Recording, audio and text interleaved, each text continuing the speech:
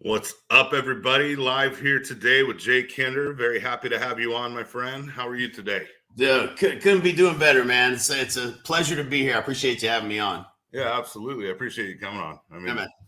It's cool. I've said it before, when I was talking to Albie and I've talked to Wally Bressler, and I just don't see any other company having accessibility to people that are higher up in the company like this. I mean, I remember first seeing you on stage at Build 2021. Yeah. I had no idea who you were, and I was just like, what are these people all about? Like, here's this room of like 5,000 people, just like the media stuff that Brent Gove had set up. And I was like, just beyond impressed.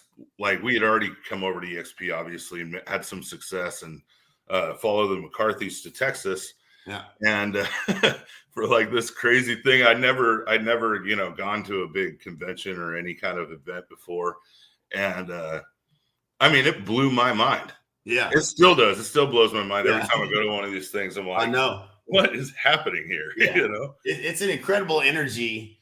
When you get out of it's hard, right? Like, you got to leave, you got to deal with leaving family sometimes, leaving kids at home, and traveling across the country. It's not inexpensive to get to events. But when you get there and you're kind of out of that daily grind of, doing it, you're able to really think about the future and what you're trying to do and really try to get clear on the problem. And I was like, we used to join, we'd been a part of, events have been like such a big part of my entire journey because I've gone to so many, and I always took something away, came back, had a little success with it. And so it always kept me going to events, and it's really the relationships and the people you meet and generally the people that, that can change your life are usually at these events. And so, you get an opportunity to I think get a little bit of clarity on what problem you need to solve to get to the next level. That's half of the value of like being a part of a mastermind or going to events. And then, going in with intention of not just being sitting there in the back of the room, but actually really listening in on, what the topic, is being spoken on, and take some action away from those events. Otherwise it can be overwhelming. But yeah, it's been crazy. That was an amazing event. I'm glad you made it to it. Probably, the McCarthys probably had to talk you into that, I'm sure. If you had I've said it before, like, Steve had his work cut out for him when he met me. So from my background, I came from security management, right? So I was like director of security for a mall, and I was like regional director over like trainings and stuff. So like real stringent, right? I have a degree in law enforcement. That was like the attitude I came into real estate with. Right. And when I met Steve, it was just hilarious because he's such a cartoon character. And like, he's so unapologetically him, right? Right. And I had the exact opposite mindset, but I'd been failing for a few years, and I've been watching all of his live content, and I was like, oh man, this guy's like got something different going on, right? It wasn't even really EXP that attracted me to EXP. Right. It was Steve McCarthy, straight up. That's actually generally how people come to join EXP. Nobody wakes up. Not nobody, but not that many people wake up and they're just frustrated with their brokerage and they're looking for a change. It does happen. Yeah. But you're looking for something. There's always where you're at and where you're trying to get to, and usually it's a connection with somebody that you see that's having success that kind of opens the gate of the mind to, okay, well, maybe there's a better way that I just don't know about. Yeah. And so I don't know, man. I came over to EXP and we had a listing, right? And it was just sitting on the market, just like bad pictures, not, knowing what I was doing, right? that type of thing. And so I called the McCarthys and they came over and did a whole Matterport thing that was like popular at the time. And the pictures were better. And then he was like, "You ready to go live and talk about this thing?" I was like, "Heck no. No, not Matt Moreno, not today. This isn't happening. Go live on what? We're live right now. Just me and you, in the yard." And he was like, "I don't care." And he just went live and he was like, "Hey, Facebook, this is Steve McCarthy live with Matt Moreno's new listing. Here's Matt." And started talking. I was like, "What did he just do?" I thought he'd take a career, and I mean, like everybody was going to care and all this. Right. Then I, in short order, realized that nobody cares. Right. And it ended up getting us business, and like we got a couple buyers from the live, and I was like, "Oh wow, that really helped out." And that was like, I'm going to do every single thing that Steve McCarthy tells me to do, and that's what I did. Well, the thing about that is you're coachable, right? So you come in having one mindset, and that belief doesn't change, until you have an experience, and then then the belief can change, right? And so kudos to you for being coachable, even though he kind of forced you into it. That's commendable, right? Like, being willing to change and say, okay, it's like my kids, they had this fundraiser drive going on, and both my kids they're in different classes, but they're in the same elementary. And they're little Amway. They send them home selling stuff all the time. But they had this drive they were doing, and Dude Perfect was they were giving away some free prizes and stuff. The class that got the most donations was going to get to basically wrap up one of their teachers like a mummy with duct tape. This is today, actually. So yesterday, I was videoing them, trying to get them to video like their thank you for the people that made donations. Right. And the minute you hit record, I mean, they freeze up, man. Like they don't know what to do. Like it reminds me of the very first time I tried to get on video. You know what I'm saying? Like it's definitely not. It's kind of like speaking in public. You fear it until you kind of just embrace it. Hey, I'm just being me. I'm talking to one person here. It's not exactly nobody's judging it. You know what I'm saying? Yeah, not yet. It's not going to get a grade. But yeah, my kids froze up, man. They froze up. They're like, "I don't know what to say. Start over." I was like, start over. I was like, just pretend like the camera's not on. That's all you got to do. Just say thanks. Tell them from your heart. That's all you do. That's it. Yeah. So once we got over here and we started, doing this stuff, because we came over hungry, man. Right. Like I had to take a job at this dive bar and grill in the middle of Linda, California, which if anybody knows where that is, I wasn't happy to work there. Jimmy, right. Is what I said. You were trying to move away from that. Yeah. And so I think that's one of the reasons why I was so coachable at first too. Yep. Because like I reached out to Steve. He didn't reach out to me. Right. I said it was like 2:30 in the morning, I think, over Facebook Messenger. My wife and I were, she was in the service industry too. So that's like when you wait tables and you work at bars and grills and stuff, your decompression time is generally when patrons are done. Right. Yeah. Consuming in public. Right. So we were kicking back, and I'd been talking to her, and I was like, dude, this real estate thing has to work out. Has to. Right. I'm going to contact Steve McCarthy. And he had talked to a lender buddy of mine who said, you should probably call Steve because he's got a better opportunity than what you're being offered. Right. And so I reached out to him over Messenger. I was like, we need to have a meeting tomorrow. And he was like, what's this all about? I was like, I need to meet with you. And he's like, okay. And so then we went and met with him, and I'd already made up our mind, that we're going to try this out because it wasn't working. There was no other opportunity for me. It was this or, go back to working for somebody else's success story. Right.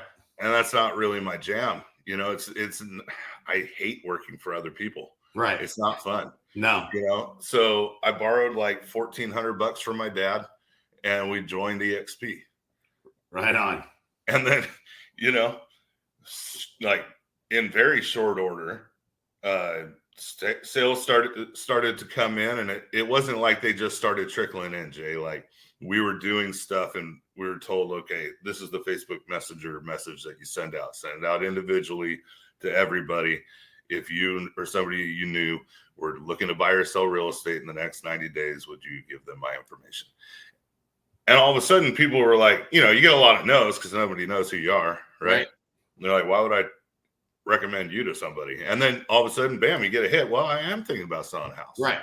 Well, I am thinking about buying a house. Yeah. Well, okay. Yeah.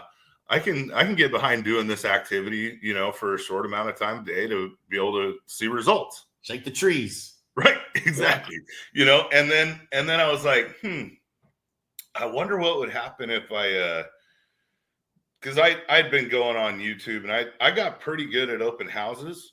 Right. But I wasn't like Brent Gove at open houses. You know I was just pretty good. And I've always been really good at like information collection. Right. Because coming from my background, that's what I do. Right. And so I just like mind meld people into filling out my guest registry book. And I started like building up my database. And I was like, okay, now I've got 500 people in this KV core, which is amazing. And I was sitting there figuring out how to use it. I was like, what if I started scripting out on people on the phone? Right. And so I asked Steve, I was like, where can I get these? And he's like, go on the Honey Badger network under files and like every single thing from NAEA. And then he got me hooked up to the NAEA stuff. And I was like, oh my gosh, like this is amazing. All this training going in the world. And there's like, at the time it was something like 60 hours a week. I think it's more now. Right. Of just training. Just here you go. What do you want to know? Right. Here's the information. There's no shortage of access to training here. No. And you don't have to pay extra. Yeah. It's just provided. Yeah. If you know who to ask and where to look. Right. And you can get out from in between here and actually do it. Yeah. You know, and so and Janelle too, my wife, Janelle, we just started hitting the training hard, you know, especially like when the pandemic hit and real estate was not essential. I was like, dang it. Right. We'd just come over. And then like I don't know, probably 3 days later, California was like, whoa, we need to sell that real estate to keep that economy going. Right. And I was like, let's go get our COVID on. I'm done. Like, we're gonna succeed, or you know, there's no other option. Yeah. And man, I look back over, you know, since 2019, and it's just like been this like blur of like almost tornadic activity in my business, right? And I, you know, sold a bunch of homes. I've become a certified mentor. Wrote 2 books. Yeah. So awesome. You know, like what? You know, never once did I think that would happen. But it's amazing the power of getting out of your own way, Jay. Yeah. Like what it does for you. And then, you know, just every business goes like this, right? And it's not like this race to the top. I'm sure that you didn't get to where you're at just overnight. No, lots of roadblocks, lots of wrong turns. Yeah. 08, for instance. Oh yeah, big time. Right. Yep. Talk a little bit about where you came from, brother. Yeah, man. So I always start by, you know, telling everybody I graduated in the top 25 of my class, but I usually don't tell them there was only 36 of us. So yeah, small town guy, Oklahoma, from a little town called Walters, Oklahoma. Nobody will know where that's at. Probably won't even know where Lawton, Oklahoma is, which is where I built my business. It was a town of about 100,000. And yeah, man, I got out of high school. My dad had just bought a Coldwell Banker franchise. Yeah. I grew up around real estate, but he was doing mostly property management. So I didn't really have any idea what real estate sales or anything really was. Wasn't really around that part of it. But then I saw a guy get a check. I was mowing yards for the rental department, my dad's rental management company. And I was coming in to get my $400 check. And, guy was in there getting a check for like $5,000. Yeah. I was like, what did he do today? It didn't look like he did much at all. And so I'd never seen him do anything. So like every time I'd ever seen him, he wasn't doing anything. So I was like, what does this guy do to make $5,000? And we sold this house over on such and such. I said, tell me more about this real estate thing. So, this, my head scratching, 19 years old, like mow yards, do basically nothing and make $5,000. And so obviously it was way harder than that. I got licensed and like anybody else didn't have a clue what to do next, even though my dad, owned the franchise. He wasn't really in sales and didn't, never really sold that much real estate himself. But, he kind of plugged me into, all the different things that, training, or if there was somebody coming to town, or if the MLS board was doing something. And so I started, attending all of those things, trying everything I could find.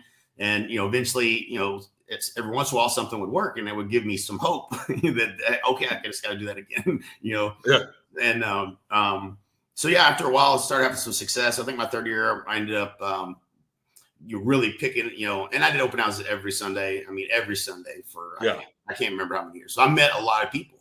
Got a lot of transactions off of that. Just people are like, I see you every Sunday. I'm like, hey, it's good to see you guys again. Still looking. Eventually, some people felt sorry for me and bought something, I guess. But just continue that quest of learning, right? Like, I think that's the recipe for change is, having an awareness, which, it's either having your back against the wall, like you had, which you had an awareness that it couldn't get any worse, right? It could only get better. There's got to be a better way, right? Yeah.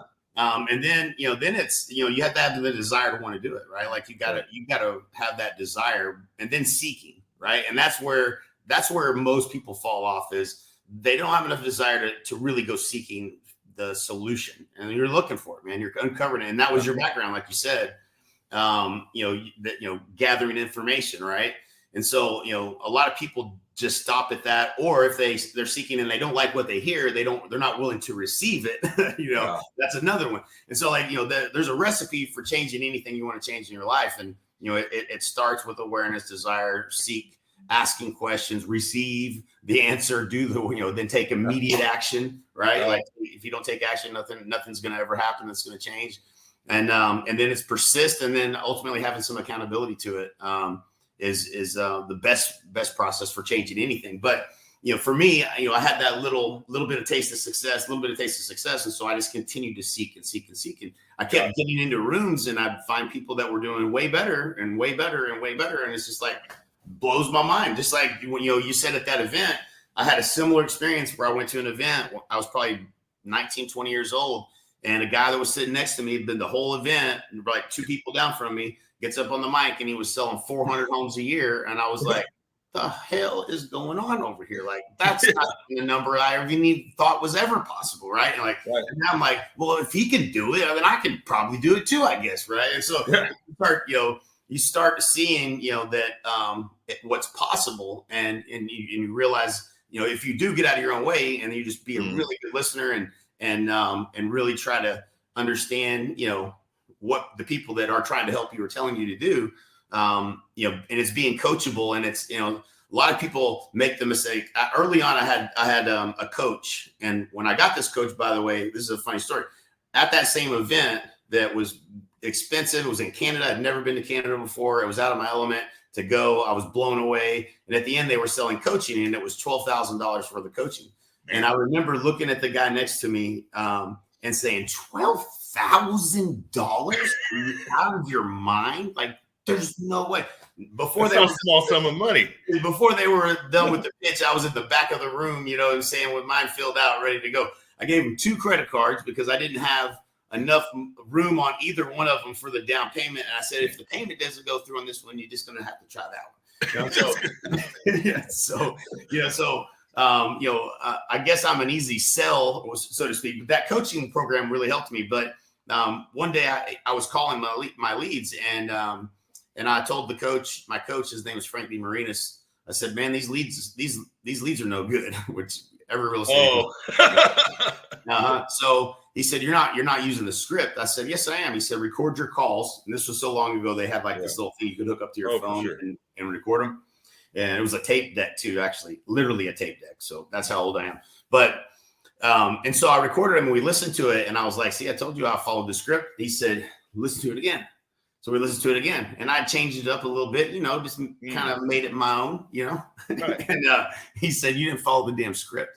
I said, okay. He said, this week, follow the script and let's see what happens. And then I set like 5 appointments that week, and I was blown away. I was like, dang, man, like I almost wrote off this whole thing as not working for me because I'm too stupid to follow the directions. You know what I'm saying? Which if I'm putting together a piece of IKEA furniture, I do that shit too. So it's not, it's not the only place that I tend to skip reading the directions, but it was a lesson for me that, man, it's probably not the thing. If the thing has gotten results for other people, it's probably not the thing. It's probably me. And so I think I became a better student after that. And just realize that, hey, man, when people are telling you that something works and there's evidence all around you that it's working, that it probably works. And so it's probably something you're doing if it's not working for you.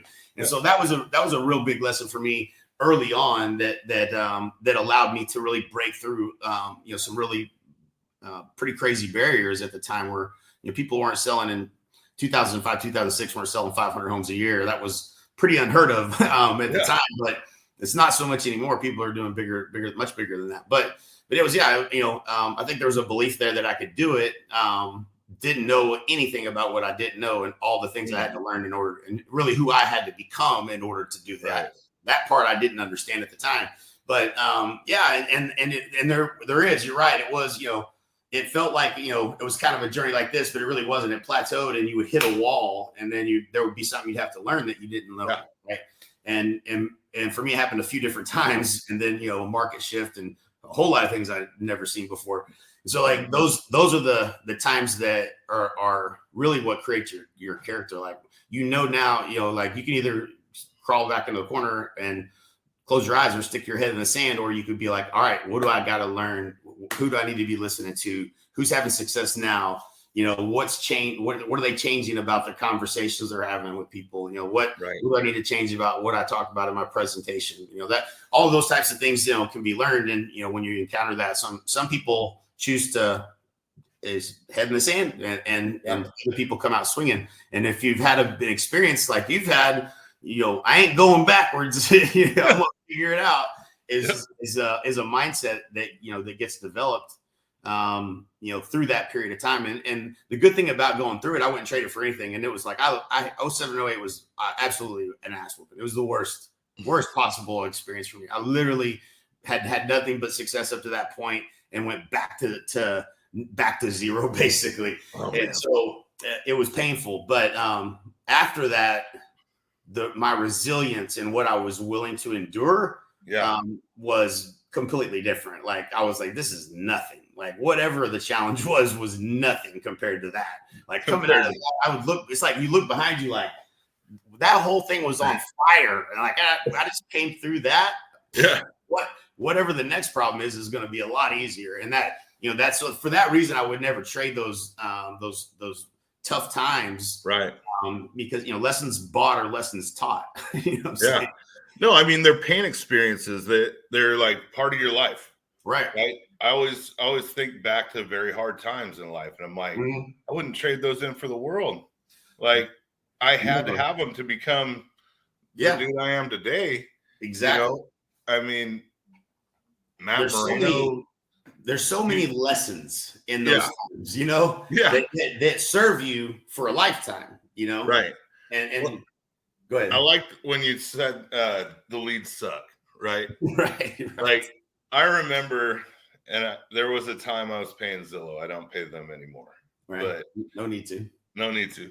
But there was a time I'm on the phone with the Zillow rep, and I was like, man, these leads suck. And he's like, they don't. All the leads are the same. Across the board, no matter where you get them, you suck at on your delivery. And I was like, okay, hung up on him. Right. Not going to pay him another cent. Right. Right. But it kind of like hit home, and I was like, and was the little Zillow guy right? Right. You know, like What if I could be better? like what if this guy's whole job is just scripting out on people that say that the leads suck? Right. You know what I mean? I'm like, maybe that little Zillow man was onto something. Right. And yeah, once you figure out how to speak to people on the phone, how to speak to them in person, how to speak to them on these things, like all of a sudden, yeah, leads don't suck. Leads are all the same. Right. People are going to want to buy or they're not going to want to buy. People Yep. are going to want to sell or they're not going to want to sell. The name of the game is figuring out who is at what stage of the transaction. Right. That's simple. Yep. And then, listen none of that- to none leads of for a that- little while and build out yourself a funnel. And, But now, by the way, Matt, none of that is on the real estate test either. Right? No, it's not. Nothing has been. And I keep hearing that, experiences I have are like a once in a career experience. I'm like, that's fantastic. I've heard that like 6 times this year. Obviously I just attract these weird deals. We had this one, and this was when I first started. It was out in a little town called Robbins here in California. It's like middle of nowhere, right?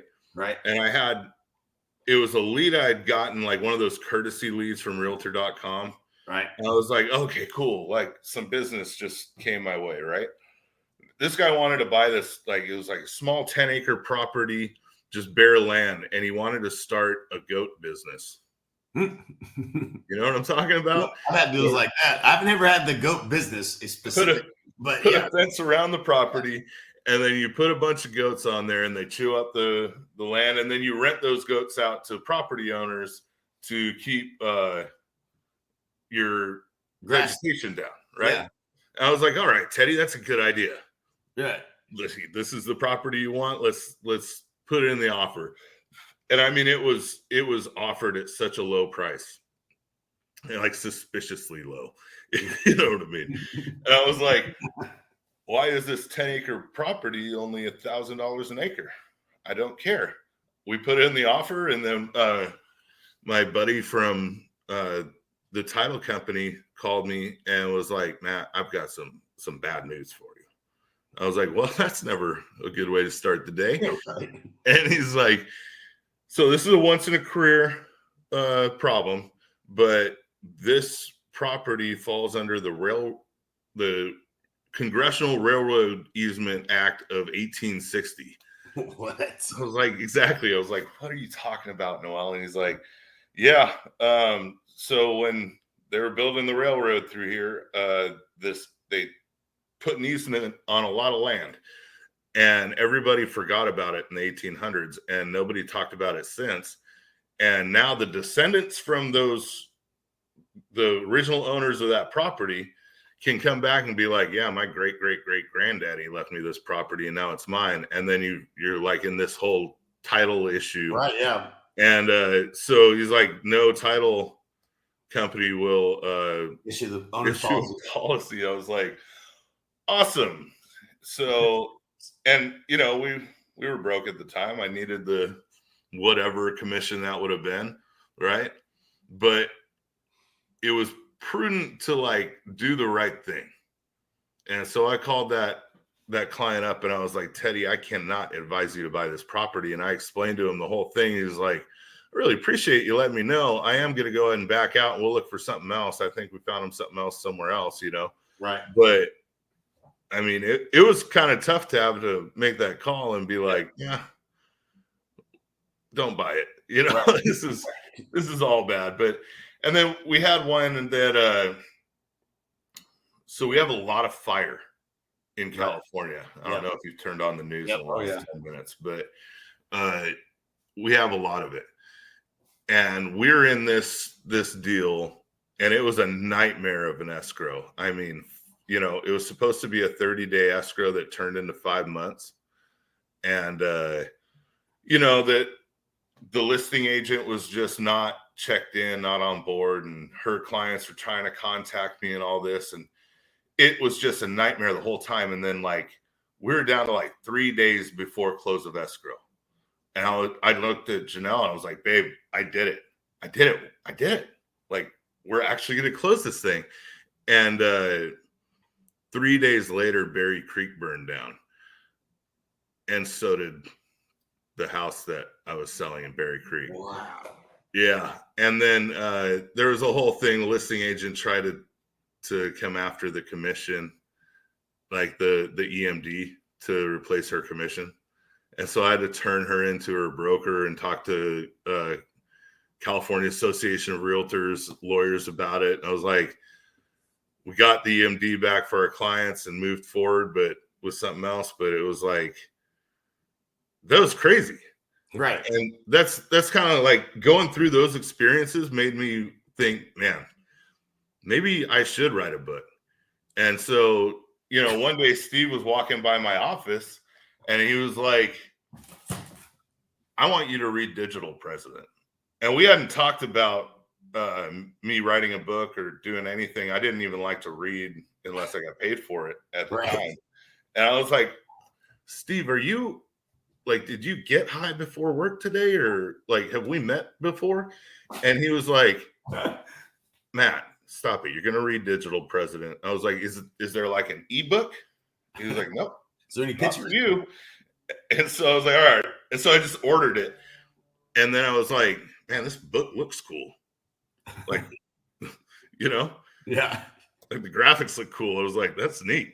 And so I opened it up and I read the thing. And I'll be darned if it's not just a book about how to write a book and other things. But that's what really stood out to me. I was like, huh.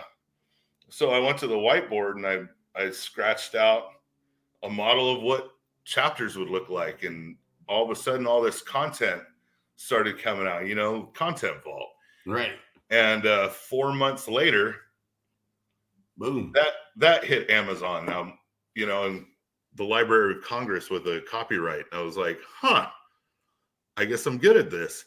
And so I just needed to write down what to do in real estate. Right. You read the book, you do what it says in there. The only thing that'll keep you from success is yourself. Yeah. You know? Yep. And, you know, then I've been writing, because Janelle likes to watch TV like a lot, right? Yeah. And so there's like an hour and a half every day where she's watching something that I'm like, this sucks. Yeah. I'm not into this show, right. You know? So I hop on my phone in the notes and I just start writing. Right.